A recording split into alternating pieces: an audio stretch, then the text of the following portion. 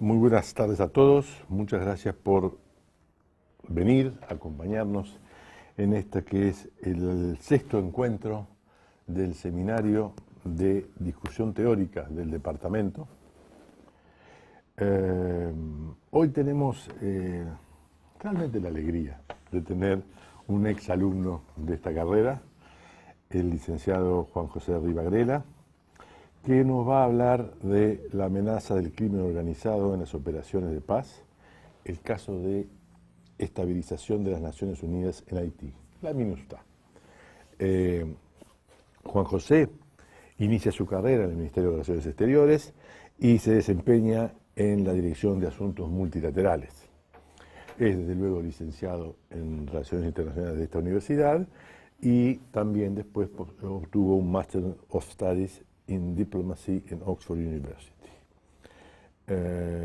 Yo diría, Juan José, que te sientas en esta que es tu casa y que tomes directamente la palabra para no formalizar demasiado este evento que es fundamentalmente académico. Muchas gracias a todos y le dejamos la palabra a Juan José. Bueno, gracias por la invitación. La verdad que es un placer estar en casa de nuevo.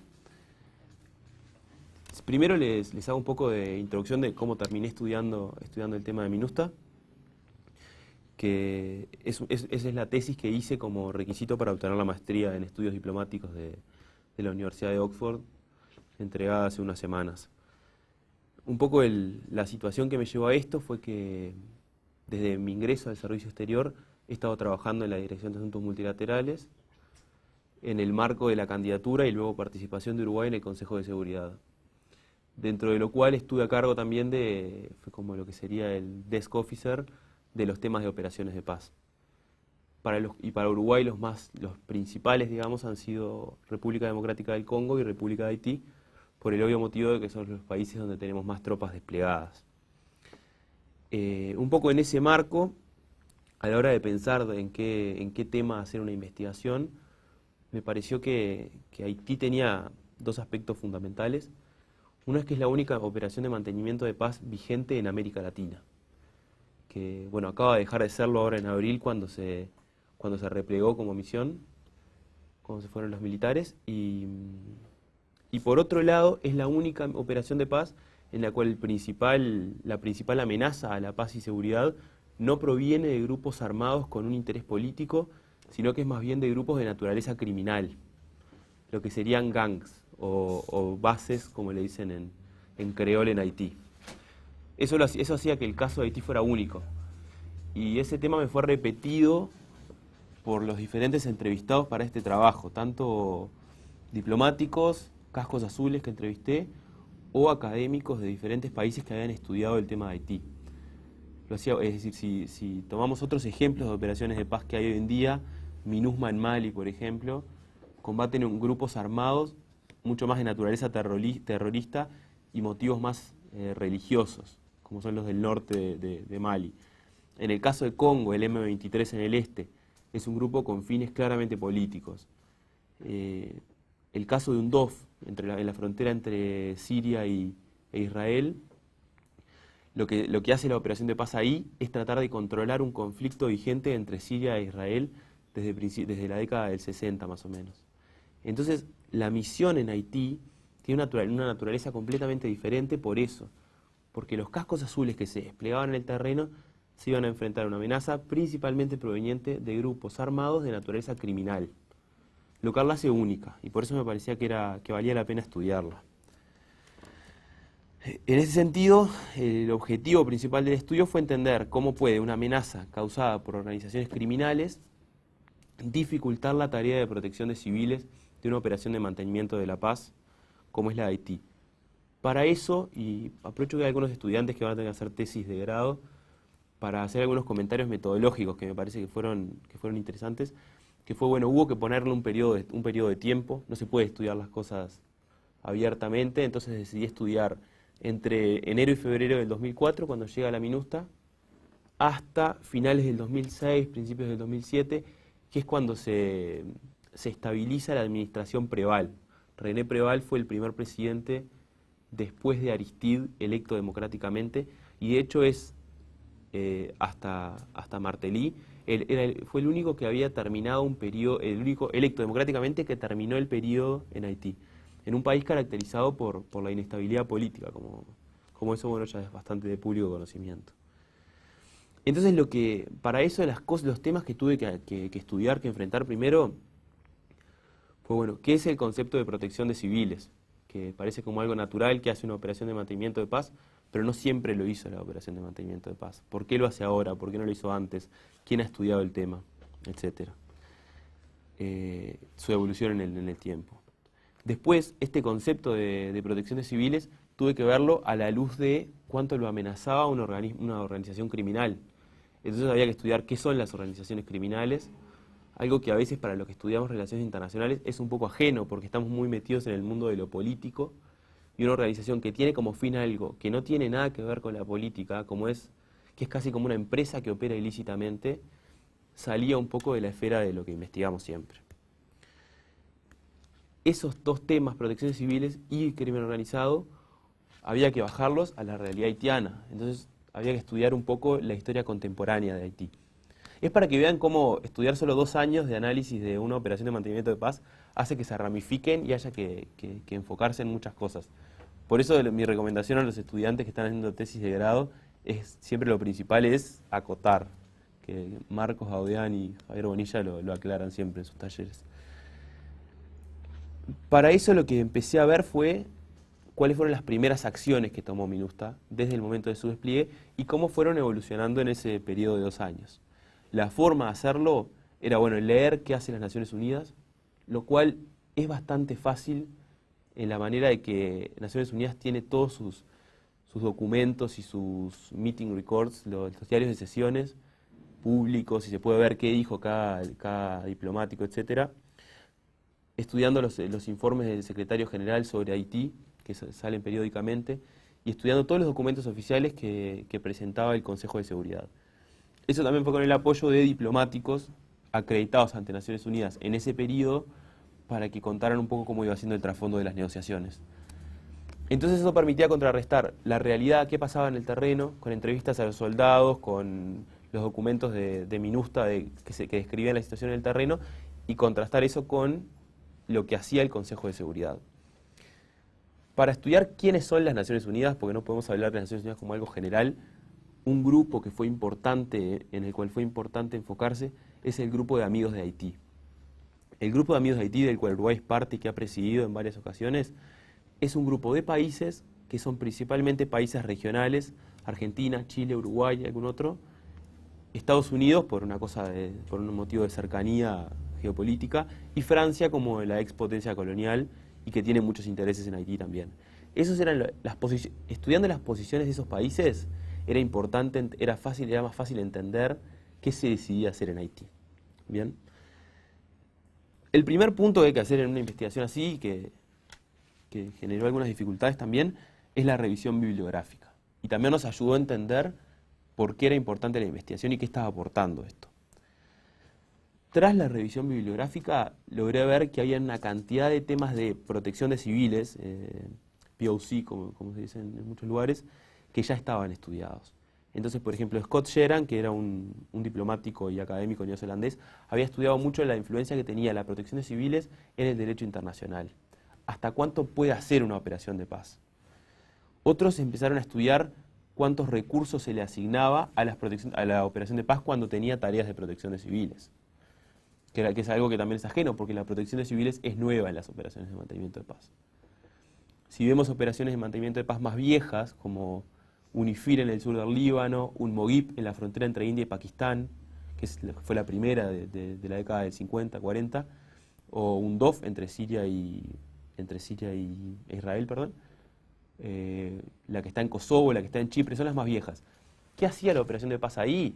Bueno, había un conflicto entre país A y país B, la operación de paz llegaba con el objetivo de mantener la paz, por eso peacekeeping, keep the peace. Eso era un conflicto entre 2 países, se llega a un acuerdo de paz, se llega a un cese al fuego, la operación de paz viene ahí y dice, bueno, ahora vamos a empezar a contener, que no se empiecen a pelear de nuevo, básicamente. Con lo que viene a ser más que nada las tragedias en Ruanda y en la ex Yugoslavia, la comunidad internacional se da cuenta de que Naciones Unidas tiene que empezar a involucrarse más en los conflictos cuando están sucediendo, de que no alcanza con que solamente se vaya a controlar un acuerdo de paz. Entonces ahí aparece en el 2000 el reporte Brahimi, es un reporte que emite Naciones Unidas y que habla de la importancia de extender, de hacer más trabajo en situaciones de conflicto. Eso lleva a que las operaciones de paz empiecen a trabajar en lugares donde hay conflictos ongoing, que están sucediendo en este momento. Lo cual, claro, es muy fácil decirlo, es muy fácil escribirlo, pero eso lleva voluntad política de las partes de intervenir, muchas veces violando la soberanía nacional de los países, y lleva, pero sobre todo, recursos, dinero, soldados, países dispuestos a mandar a sus nacionales a combatir en conflictos de los cuales no saben nada, y una cantidad de cuestionamientos que se hace la bibliografía que fui estudiando, ¿no? Entonces ahí nace el concepto de protección de civiles, de que la operación de paz tiene la responsabilidad de cuidar o velar por los intereses de la población civil en una situación de crisis política o de seguridad. Esos fueron todos los temas que fui estudiando. Pero lo que empecé a notar es que todos estaban enfocados en conflictos que venían por problemas políticos, principalmente. El primer caso de protección de civiles se hace en una misión en Sierra Leona, según la mayor parte de los autores. Se estudia mucho lo que pasó en Sudán, se estudia mucho lo que pasa en el Congo. Mali está siendo objeto de mucho estudio ahora. Y son todos casos políticos, son todos temas políticos. Pero ninguno decía, bueno, ¿qué hacemos en la situación en la que la amenaza a la población civil viene de grupos armados de naturaleza criminal? Eso no estaba estudiado por casi nadie.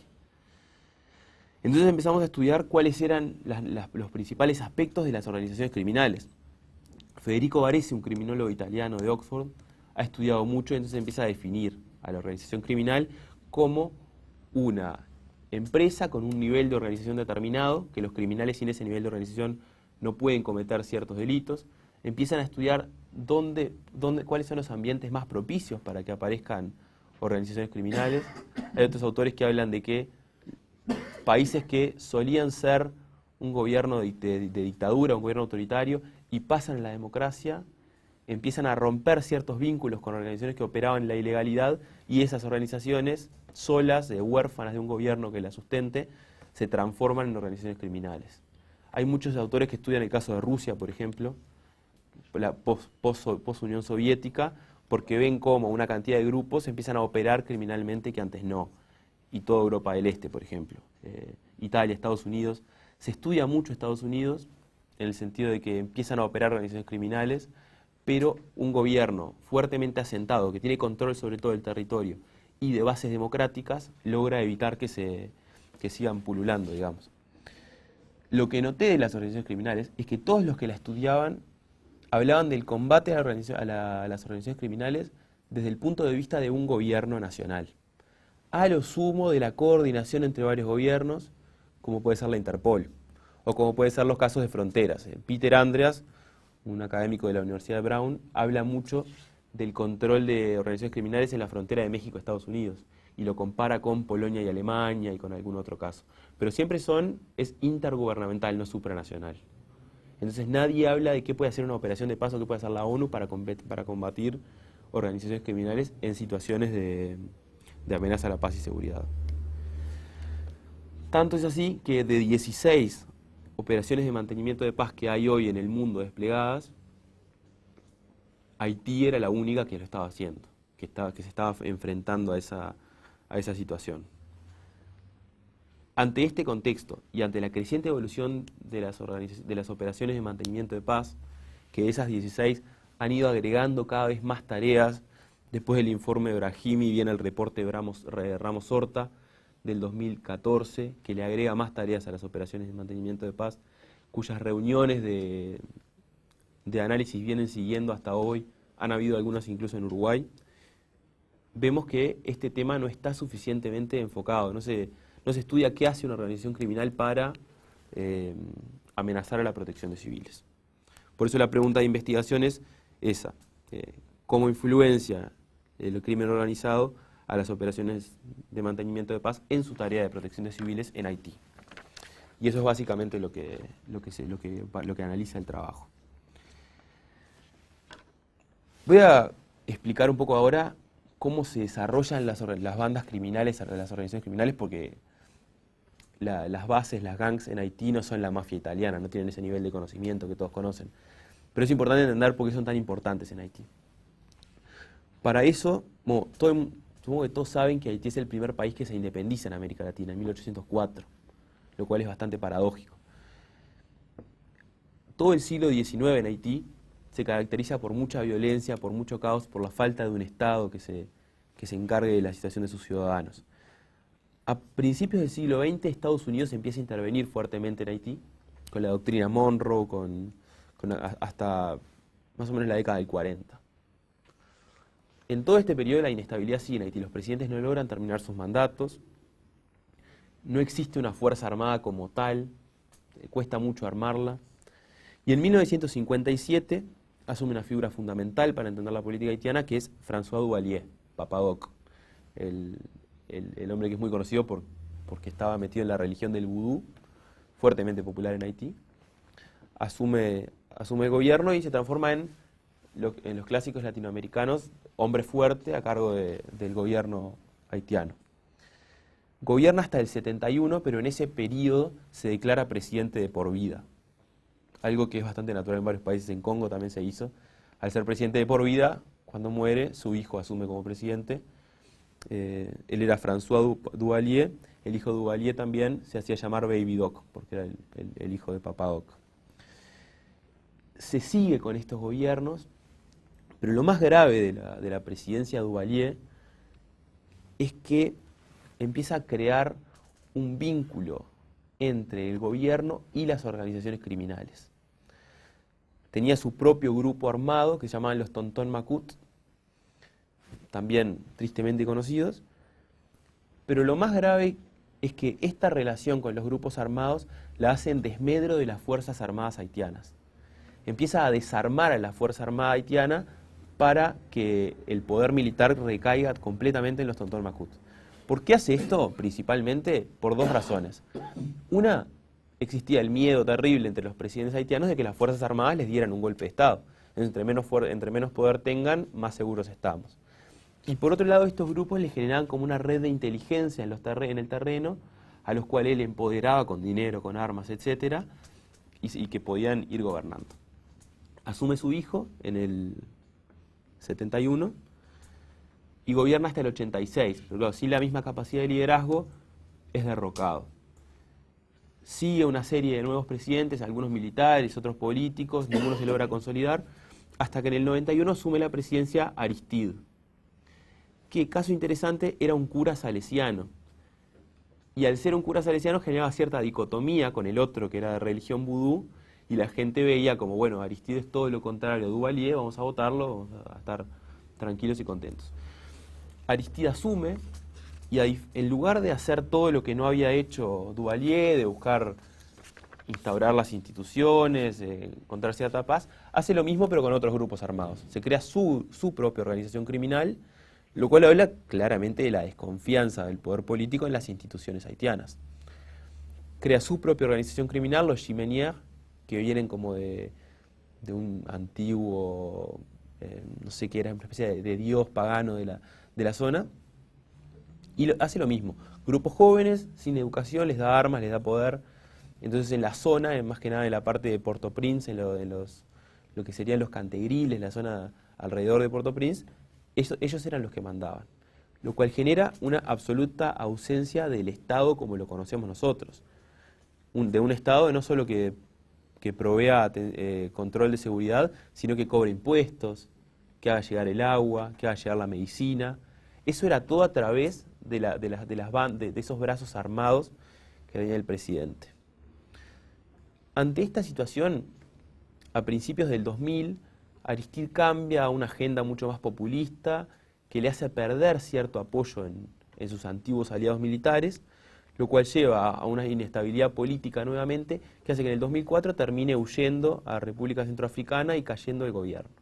Es en este contexto que el presidente que asume, que es el presidente de la Suprema Corte de Justicia por línea de jerarquía, llame al pedido de una intervención internacional. Viene la intervención internacional a cargo de, no es una operación de paz en el primer momento, sino es una intervención internacional apoyada por el Consejo de Seguridad. Una Multinational Interim Force, ciertos países que apoyan el pedido del Consejo de Seguridad de sostener la estabilidad en Haití y se despliegan en enero del 2004 con la promesa de que en abril iba a llegar la MINUSTA, como una operación de paz con todas sus reglas. Bien, en ese periodo empezamos a ver ya ciertos problemas de Naciones Unidas para identificar de dónde venía la raíz de la violencia y la falta de seguridad en Haití. La misión multinacional esta que se instala, se despliega, y hay unos mapas que si vieron la tesis están al final, se despliega en todo el territorio haitiano. No solo en Puerto Príncipe, sino en Gonaives, en San Marcos, en toda la costa, en la frontera con República Dominicana, en lo que haría una operación de paz al viejo estilo de controlemos todo el territorio. Esto que trató de... Aristide se fue por problemas políticos.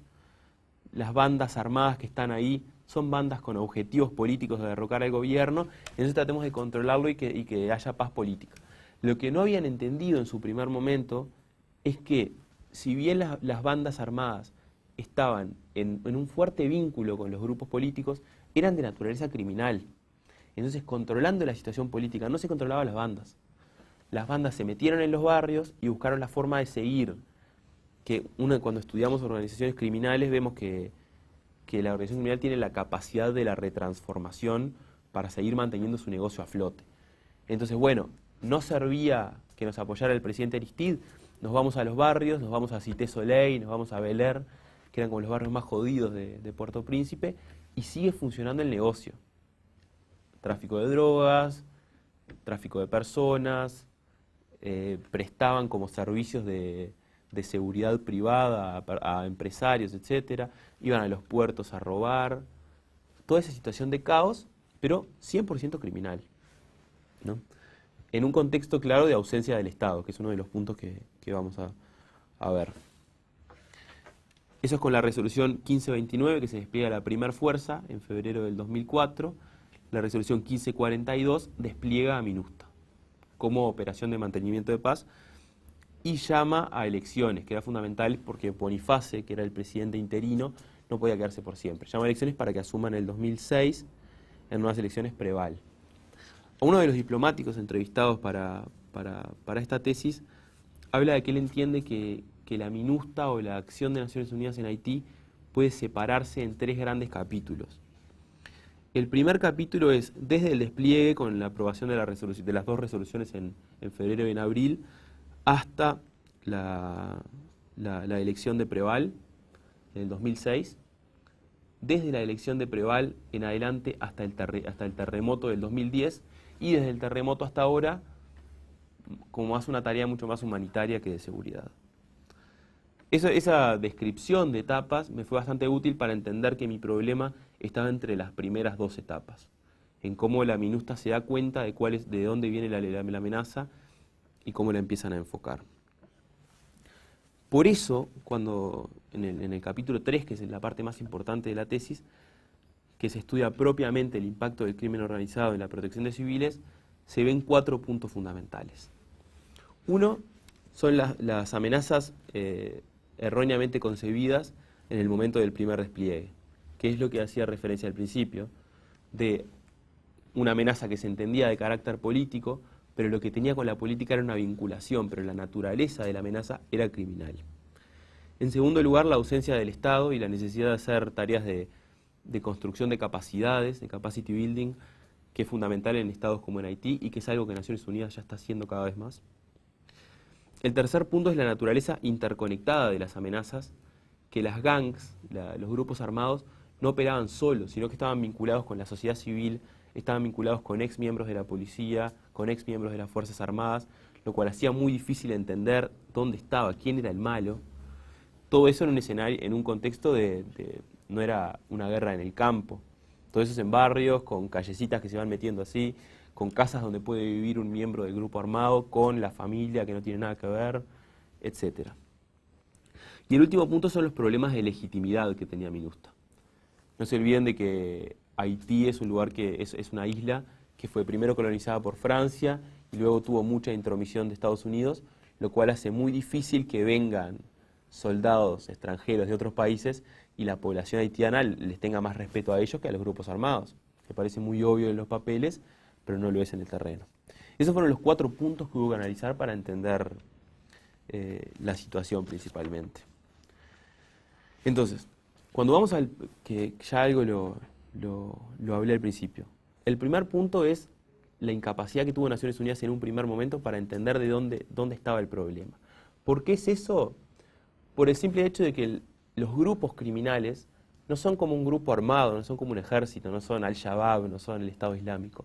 No tienen ninguna distinción, no hacen declaraciones, no negocian, sino que su objetivo es la supervivencia, principalmente la supervivencia.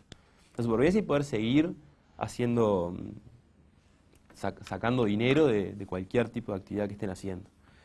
Hay un economista americano que cuando estudia organizaciones criminales dice que la organización criminal, lo que la hace una organización criminal, no solamente son las actividades que comete, sino su voluntad de monopolizar. La voluntad de monopolizar cualquier actividad en la que esté. Y en muchas de esas actividades competían con el Estado, como por ejemplo cobrar impuestos, como por ejemplo hacer llegar agua a la población, alcanzar medicamentos, etc. Esos son problemas que la primera intervención no entiende muy bien.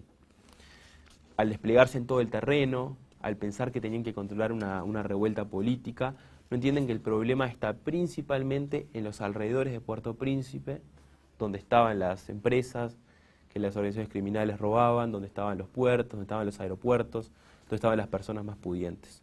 Eso es un primer error que cuesta ciertos meses, hasta que la MINUSTA se da cuenta de que tiene que acercarse a Puerto Príncipe y empezar a atacar el problema ahí.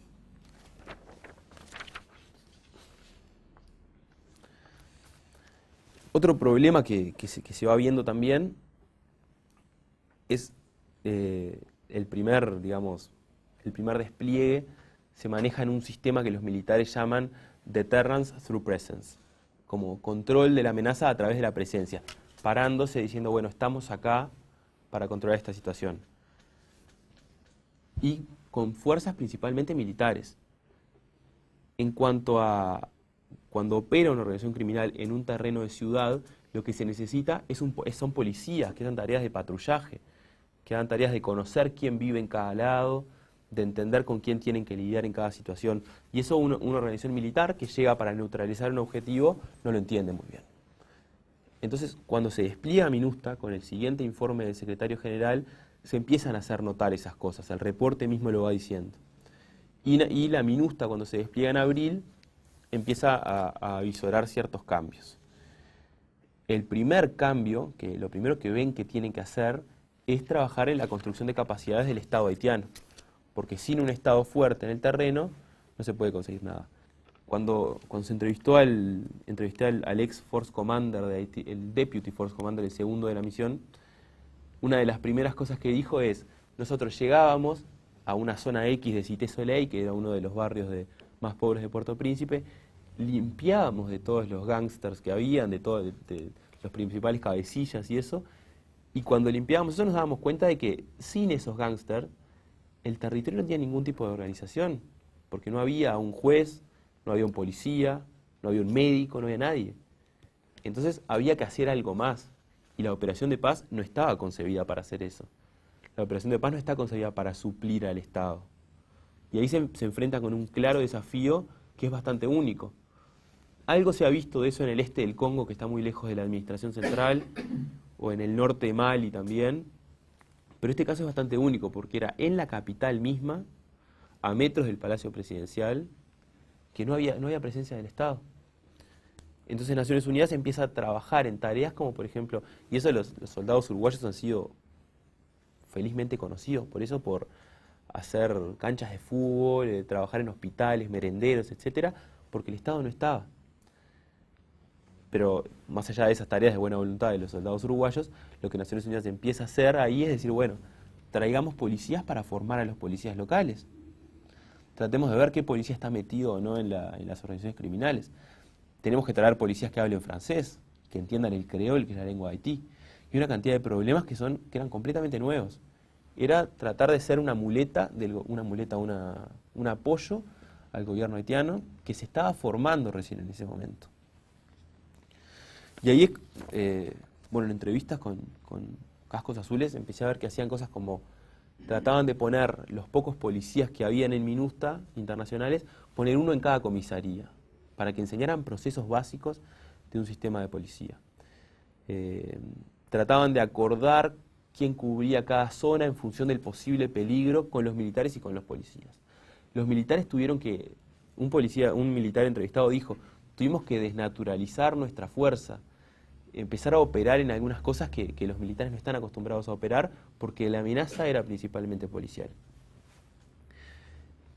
Este problema sigue siendo un problema en Haití hoy.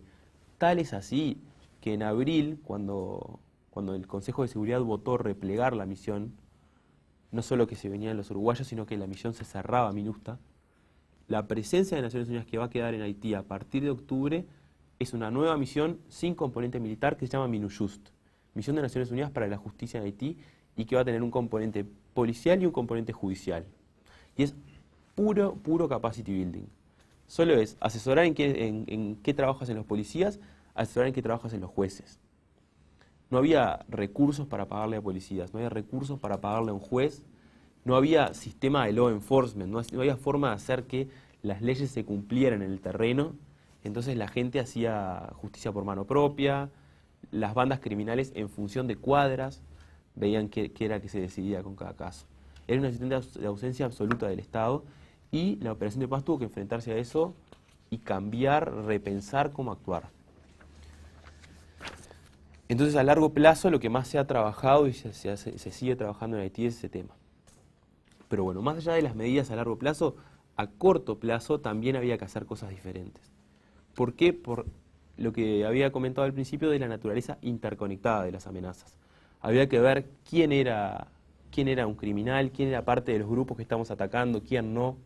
Había que meterse en una zona que, como que les dijera, acá en la esquina, si las calles fueran un poco más chiquitas, estaban operando los grupos y había que atacar ahí, pero capaz que al lado de un almacén, y a media cuadra una curandera, y todo en una situación de hacinamiento absoluta, todo en una situación de muy precaria. Entonces, ante ese problema, la respuesta de Naciones Unidas en algo bastante innovador es la utilización de inteligencia militar, ¿no? Que el uso de inteligencia militar se entendía antes completamente restringido al accionar de los gobiernos. Parecía ilógico que un organismo internacional como Naciones Unidas hiciera inteligencia militar, es decir, tuviera agentes encubiertos, trabajara con la población local para entender qué pasaba en cada caso. La inteligencia, no había en Naciones Unidas lugares donde se estudiara el tema de inteligencia para aplicarlo en el terreno. Y eso es algo que empieza a pasar principalmente con Haití. Entonces, a través de un sistema que crearon que se llamaba el JIMAC, cuya sigla tiene que andar por acá, que es el Joint Mission Analysis Cell, como una especie de célula de análisis de lo que pasaba en la situación en el terreno. A través de esa célula empiezan a averiguar qué pasaba en cada caso. Y ahí es que entre diciembre del 2006 y enero del 2007 hacen como 20 ataques a Cité Soleil y a Bel Air, extremadamente robustos, con una cantidad de pérdidas de vidas, tanto de algunas en casos de la gran mayoría de los grupos armados, pero también de civiles, y es fuertemente criticado por la comunidad internacional. Pero había que romper esa barrera y entrar a Puerto Príncipe. Se dan cuenta, es ahí que se dan cuenta de que tenían como sus headquarters en Cité Soleil, los grupos armados, de que no tenía ningún sentido tener gente desplegada en la frontera con República Dominicana, ni en Gonaives, ni en San Marcos, que eran las otras grandes ciudades. Dijeron, acá el problema, si desmantelamos esto va a caer. Al hacer los primeros, por eso las dos respuestas en el corto plazo son la inteligencia y el uso de operaciones más robustas. No solamente pararnos con nuestras armas y decir todo va a estar bien. No, mostremos a la población haitiana que nosotros vamos a combatir a estos tipos y que hay que sacarlos, hay que sacarlos. Entonces es mucho más fuerte, es mucho más robusto y también responde a lo que habíamos visto antes del informe Brahimi y del panel Ramos Horta. Las operaciones de paz tienen una acción mucho más proactiva. porque ya no es peacekeeping, porque no hay ninguna peace to keep, no hay ninguna paz para mantener. Hay que generar la paz en esta situación. Esa es una parte que es bastante importante. Además, una de las cosas que notan y que he hablado mucho de cómo las organizaciones criminales hacen más difícil la tarea de Naciones Unidas, en este caso es diferente. La organización criminal no tiene vínculos de lealtad, como puede tener un grupo político. No hay un fin general. Entonces, a medida que iban cayendo los grandes líderes, a medida que iban cayendo los negocios, era más fácil que se desmembrara. Y quedaban algunas células de crimen, pero no tan organizado.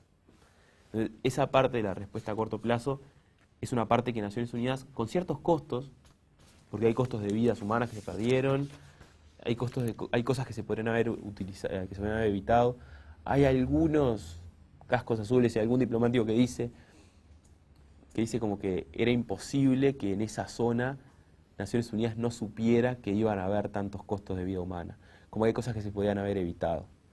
También asume en ese periodo un nuevo representante del secretario general para Haití, que es Mulet, un diplomático de Guatemala, con una larga carrera en Naciones Unidas, que tenía una visión de que la respuesta a Haití tenía que ser más fuerte.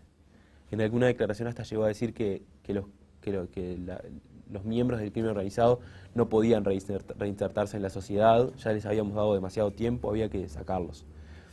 Cuando asume el presidente Preval en 2006, su primera respuesta es decir, voy a tratar de negociar con los criminales.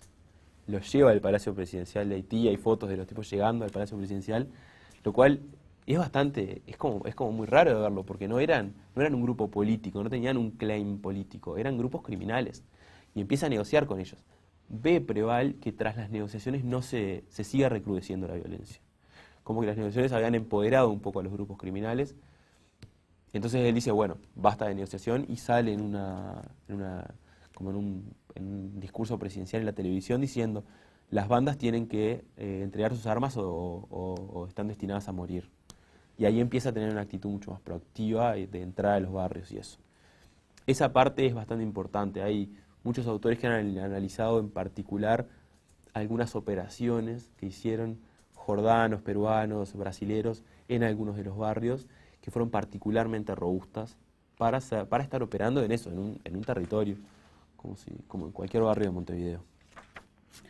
El último punto que analicé, que me parece que también es bastante importante, es el tema de la legitimidad de la MINUSTAH operando en el terreno, o la visión, la percepción de legitimidad que tenía la gente de Haití.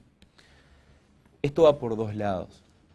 Por un lado, las organizaciones criminales tenían cierta legitimidad en el terreno, que si bien era muy localizada por áreas, hasta por manzanas o cuadras, podríamos decir. ¿Por qué? Porque no había Estado, porque la organización criminal cumplía el rol que pueden cumplir los Estados. Mi tutora de tesis justo había estudiado mucho el tema de Colombia y la frontera con Venezuela, y ella hablaba de la legitimidad que tenían las FARC en muchos pueblos de la frontera de Colombia, mucho más que el Estado. La gente veía a la FARC como una referencia. Acá pasa algo parecido en los barrios, en ciertas áreas de Cité Soleil. Y hay un autor que dice que ciertos grupos de las bandas criminales alcanzaban celebrity status. Hay un par de documentales en los que son entrevistados con cadenas de oro, con armas, y son una referencia para los niños, para los jóvenes y para las personas de Haití. Por todo eso. Por otro lado, la MINUSTAH era una intervención foránea de extranjeros, que en muchos casos eran franceses y americanos, como los ex colonos o como la intervención americana en su momento.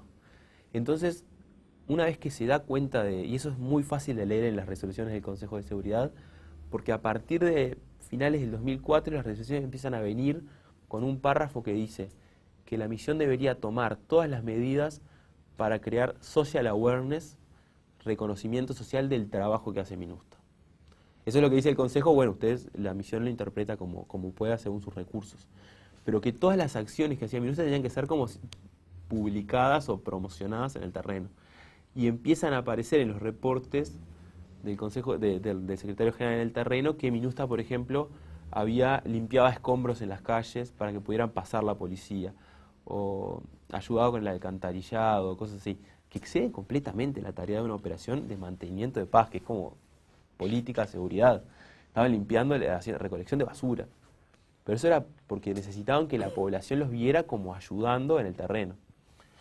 Y después hay otro autor que comenta algo y que analiza otro punto que me parece muy interesante, y lo vi también entrevistando Cascos Azules, y es la utilización de tropas latinoamericanas, que no fueran, como se dice en Centroamérica, gringos, que fueran brasileros, uruguayos, argentinos, peruanos, y que los haitianos generaran como cierta empatía.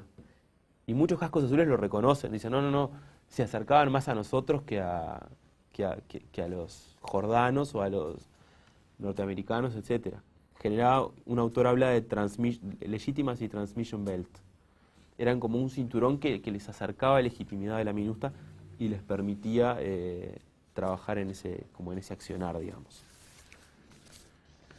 Entonces, para ir cerrando lo que viene a ser la investigación o los hallazgos que podemos decir que fui haciendo, se puede ver que MINUSTA en ese periodo de 2 años de transición y lo que fue pasando después con MINUSTA da para hacer más investigaciones todavía, es que en el corto plazo parece como que fue exitosa la utilización de inteligencia, porque era un contexto en el cual las amenazas estaban mezcladas, era difícil identificarlas, estaban muy vinculadas a la población civil, lo cual generaba riesgos de altos niveles de amenaza de la población civil por parte del enfrentamiento en sí, y las operativas más robustas, porque la demostración de fuerza en público para atacar a las bandas criminales logró primero neutralizarlas y segundo hacer ver a la población civil que era posible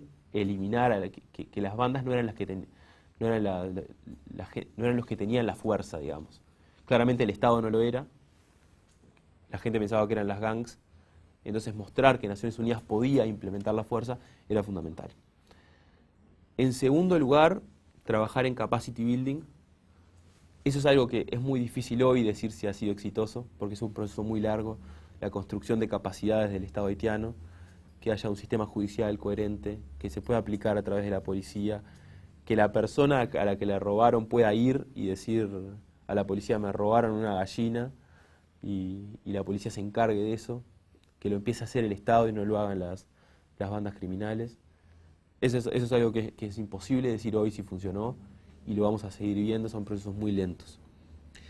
Lo otro que vemos que sí funcionó en cierta manera fue la capacidad de obtener legitimidad por parte de Haití para implementar sus actividades a través de lo que decíamos, de tareas sociales y de la utilización de tropas latinoamericanas en cierta manera como una transmisión de legitimidad.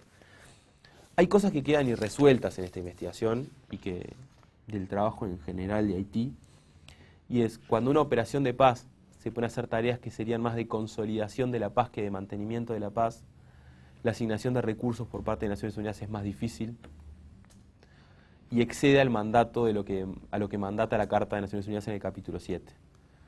Eso es algo que habría que analizar porque las amenazas a la paz y la seguridad vienen cada vez más por este lado, más que de conflictos tradicionales de un Estado contra otro. Entonces la operación de paz se va a tener que ir retransformando en función de poder atacar este tipo de amenazas, más que en controlar que no se pelee en un país A que un país B. Jurídicamente no parece estar tan claro todavía esa diferencia. Por eso me parece que va a llevar muchos años de revisión y que a nivel de Naciones Unidas se siga revisando cuál tiene que ser el accionar de una operación de paz y qué recursos hay que darle para que pueda actuar en el terreno correctamente, con los desafíos que vimos en Haití y que se van a ir repitiendo en otros escenarios. Así que bueno, muchas gracias.